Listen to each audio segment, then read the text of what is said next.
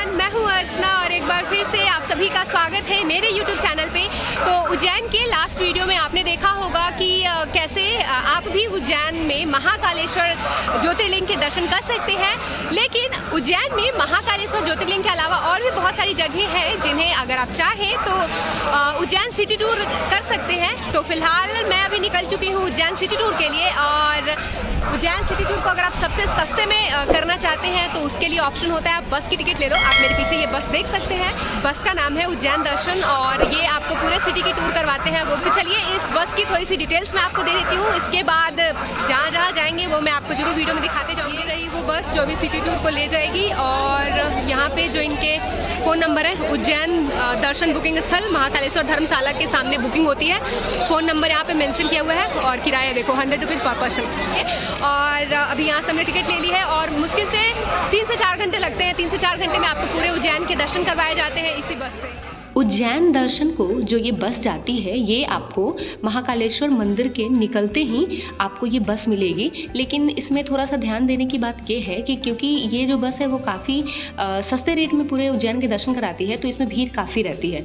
तो इसलिए आप अपने टिकट की बुकिंग पहले ही करवा लें और वही 100 रुपीज़ दे के आपको अपनी टिकट की बुकिंग करानी होती है। और फिर यहाँ से जो बस खुलती है तो आपको सबसे पहले लेके जाती है। और उज्जैन में जो अगली जगह जहाँ हम दर्शन करने आए हैं वो है हरसिद्धि मंदिर, और ये एक सिद्धिपीठ मंदिर है जो कि बिल्कुल महाकाल मंदिर के जैसे आप निकलते हो ना उसके जस्ट कुछ दूरी पे ही है, वॉकिंग डिस्टेंस पे है। चलिए, उज्जैन में राजा विक्रमादित्य की आराध्य देवी माँ हरसिद्धि का मंदिर मौजूद है, जिनकी गिनती 52 शक्तिपीठों में से की जाती है। जिस जगह पर माता हरसिद्धि का मंदिर है वहाँ पर माता सती की कोहिनी गिरी थी। इस मंदिर में कुल 4 प्रवेश द्वार हैं और मुख्य द्वार पश्चिम दिशा की ओर है। द्वार पर खूबसूरत डिजाइन और नक्काशी देखने को मिलती है। साथ ही साथ दक्षिण पूर्व दिशा में एक खूबसूरत बावड़ी बनाई गई है जिसके अंदर एक स्तंभ भी है और श्रीयंत्र बना हुआ है। यहाँ पर मंदिर के पीछे माँ अन्नपूर्णा का भी मंदिर मौजूद है और मंदिर के ठीक सामने 2 दीप स्तंभ बने हुए हैं जिन्हें नवरात्रि के मौकों पर जगमग रोशनी से सजाया जाता है और ये आने वाले भक्तों का मन मोह लेते हैं। नवरात्रि में इन्हें प्रज्वलित कराने के लिए भक्तों को 2 साल पहले से ही बुकिंग करवानी पड़ती है। दोनों स्तंभ पे कुल मिलाकर 1100 दीपक जलाए जाते हैं और जिन्हें जलाने के लिए एक बार में 60 किलो तेल का खर्च होता है।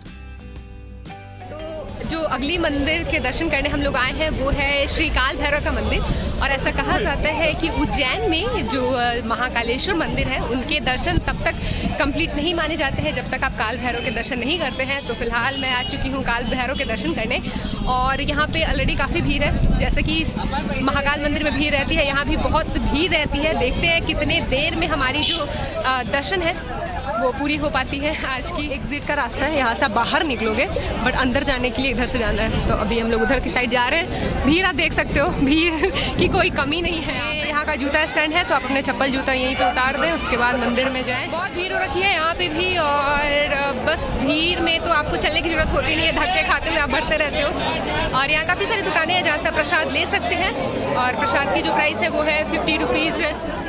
शहर से लगभग 8 किलोमीटर दूर काल भैरव के इस मंदिर की सबसे बड़ी विशेषता है कि यहाँ भगवान काल भैरव की प्रतिमा को शराब का भोग लगाया जाता है। आश्चर्य की बात तो यह है कि देखते ही देखते वह बर्तन जिसमें कि मदिरा का भोग लगाया जाता है वह खाली हो जाता है। यह शराब कहाँ जाता है ये आज भी रहस्य बना हुआ है। इसके अतिरिक्त जब भी किसी को मुकदमे में जीत हासिल होती है तो वो बाबा के दरबार में आकर मावे के लड्डू का प्रसाद चढ़ाते हैं। इस मंदिर में एक और बड़ी चमत्कारिक चीज है जो कि मंदिर परिसर में स्थापित दीप स्तंभ है। श्रद्धालुओं द्वारा इनको प्रज्वलित करने से सभी मनोकामनाएं पूर्ण होती है। और काल भैरव मंदिर में दर्शन करने के लिए आपके पास पेशेंस बहुत ज़्यादा होना चाहिए, क्योंकि यहाँ की मतलब भीड़ ऐसी है ना कि वो बढ़ती ही नहीं है आगे। मतलब हाफ एन आवर के बाद जाके लाइन जो है ना वो थोड़ी सी आगे जाती है। तो ऐसे करके, और वो भी 5-6 बार ऐसे मुड़ना पड़ता है, तो लगभग 1.5 घंटे लगे दर्शन में आपको भी लगेंगे ही। अगर आप सावन के महीने में स्पेशली आते हो तो सावन में तो खैर यहाँ बहुत ही ज़्यादा भीड़ रहती है। इसके साथ ही मंदिर के बाहर बहुत सारी चीज़ें मिल रही हैं, तो आप चाहें तो यहाँ से कुछ चीज़ें खरीद सकते हैं। खाने पीने की भी काफ़ी सारी चीज़ें हैं और प्रसाद के लिए, और साथ ही साथ कुछ घर ले जाने के भी आइटम्स काफ़ी सारे यहाँ पे मिल रहे हैं। काल भैरव मंदिर के दर्शन करने के बाद अगला जो जगह आप दर्शन करने आते हैं वो है श्री मंगलनाथ मंदिर। मंगलनाथ मंदिर एक बहुत ही प्राचीन मंदिर है और ऐसी मान्यता है कि ऐसे लोग जिनके कुंडली में मंगल ग्रह का दोष रहता है वो अपने ग्रह दोष की शांति के लिए श्री मंगलनाथ मंदिर में पूजा करवाने आते हैं। और इसी धारणा की वजह से हर साल यहाँ हजारों की संख्या में नवविवाहित जोड़े आते हैं। अगर जिनकी कुंडली में मंगल दोष होता है तो उसी की शांति के लिए यहाँ पूजा करवाई जाती है। और इस मंदिर में जितनी भी बेंचेस जो बनाई गई हैं यात्रियों के बैठने के लिए, तो हर एक बेंच को ना किसी ने दान में दिया है। तो आप जैसे बेंचेस को यहाँ देखोगे ना तो उस पर लिखा भी हुआ है कि किस बेंच को किसने दान में दिया है।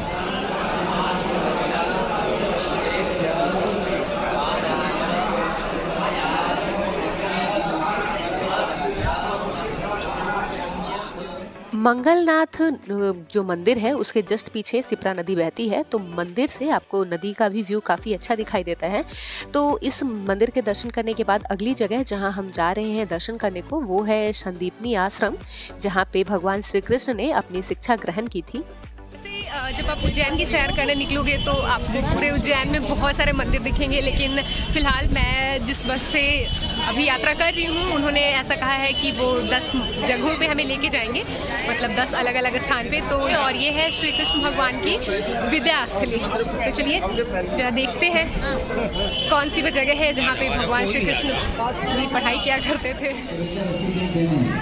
जो भी बच्चा पढ़ता लिखता ना हो, इसमें अपनी जो भी आपकी मन्नत होती है उसे मांग के और पैसे डालने होते हैं। यहाँ पे आपने बहुत सारे कॉइन्स देख रहे होंगे इस जगह पे।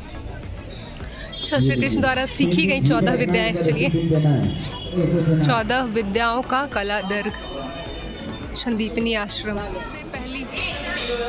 सबसे पहली जो कला उन्होंने सीखी थी वो है मिथोलॉजी, उसके बाद मीमांसा, लॉजिक। तो अभी ये एक छोटा सा आश्रम बनाया गया है और इस आश्रम के अंदर 14 विद्याएं आपको देखने को मिलेगी जो भगवान श्री कृष्ण जब यहाँ इस स्थली पे पढ़ाई किया करते थे तो इन्हीं 14 विद्याओं का उन्होंने अध्ययन किया था।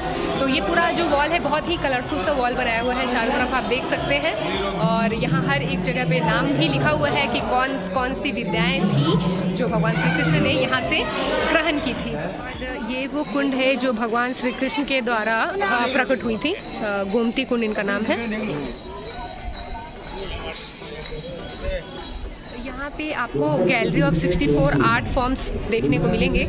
तो मतलब यहाँ से ना आप यहाँ से स्टार्ट होता है और ये आपको उधर तक जाएगा और जहाँ पे आपको अलग अलग जो शिक्षाएं और जो कलाएं सीखी थी भगवान श्री कृष्ण ने वो सब आपको यहाँ पे देखने को मिलेगा। ये एक पर्टिकुलर एरिया है जहाँ पे मतलब यहाँ पे आपको 64 अलग अलग तरीके की जो विद्याएं भगवान श्री कृष्ण ने सीखी थी उनकी एक अलग गैलरी बनी हुई है। और जो मैंने इससे पहले आपको जो एक छोटा सा रूम दिखाया था जहाँ पे कि आपको कुछ कलाएं दिखाई थी मैंने कि ये सारी कलाएं भगवान श्री कृष्ण ने यहाँ सीखी थी। उसके अलावा भी जो उन्होंने यहाँ पे जो चीज़ें सीखी थी, जो चीज़ें उन्होंने करा था, तो उन सारी चीज़ों का जैसे बर्तन बनाने के लिए उनको सिखाया जाता था। क्योंकि अगर आप संदीपनी आश्रम को अच्छी तरीके से एक्सप्लोर करना चाहते हैं तो लगभग 1 घंटे का वक्त इसमें लग सकता है, क्योंकि यहाँ पे वाकई में देखने को काफ़ी चीज़ें मौजूद हैं। इस मंदिर में देखने के बाद अगली जगह जो हम लोग गए देखने वो था एक गणेश जी का मंदिर जिसका नाम है चिंतामणि गणेश मंदिर। और ऐसा कहा जाता है कि इस मंदिर के दर्शन करने से गणेश जी आपकी सारी चिंताओं को हर लेते हैं।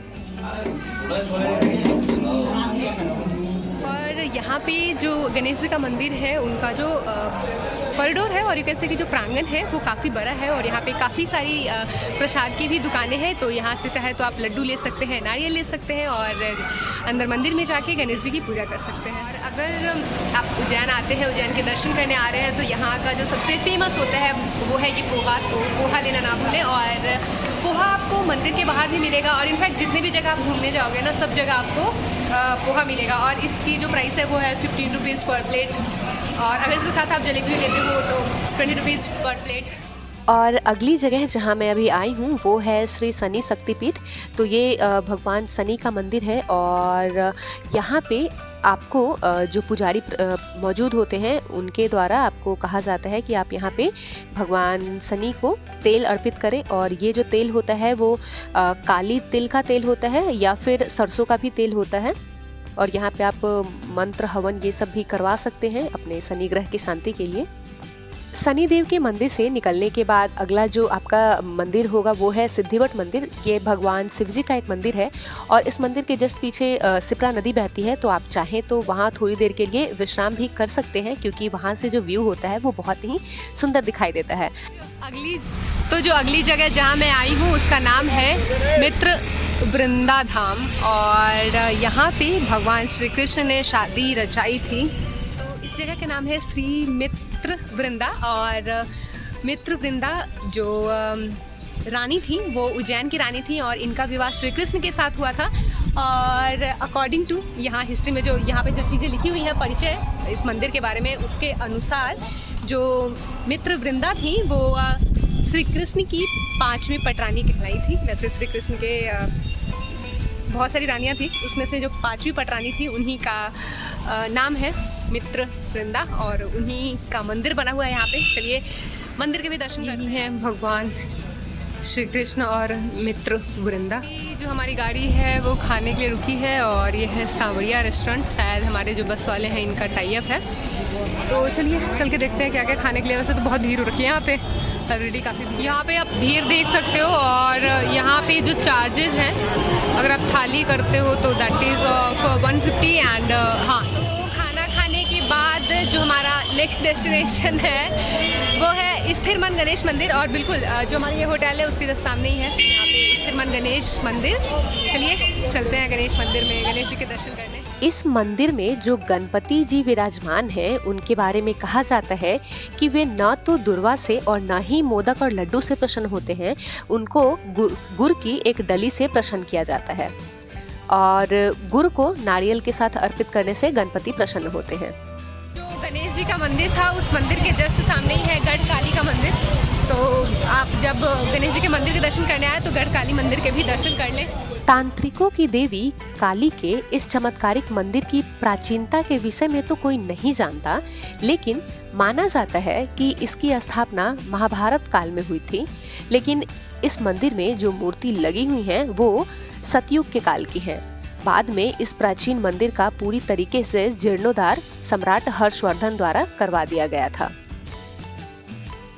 गढ़ काली के दर्शन करने के बाद जिस बस से आप जाते हो वो बस आपको वापस मेन उज्जैन सिटी में ला देती है जहां से आपने बस लिया था वहीं पे। और वहां आसपास काफ़ी सारे मार्केट अवेलेबल है, तो आप उन मार्केट से शॉपिंग भी कर सकते हैं। साथ ही साथ यहाँ आपको खाने पीने की भी काफ़ी सारी सुविधाएं मौजूद हैं। यहाँ पे आपको छोटी से लेके बड़ी काफ़ी सारी दुकानें मिल जाएंगी। फास्ट फूड वगैरह के भी काफ़ी आइटम्स इधर मिलते हैं आपको। तो यहाँ से आप खा पी के और चले जाइए सिप्रा नदी के घाट पे। शाम के समय में इस घाट पे बहुत ही भव्य आरती होती है, सिप्रा नदी की आरती होती है। तो जब भी आप उज्जैन आए तो इस आरती में ज़रूर सम्मिलित हो।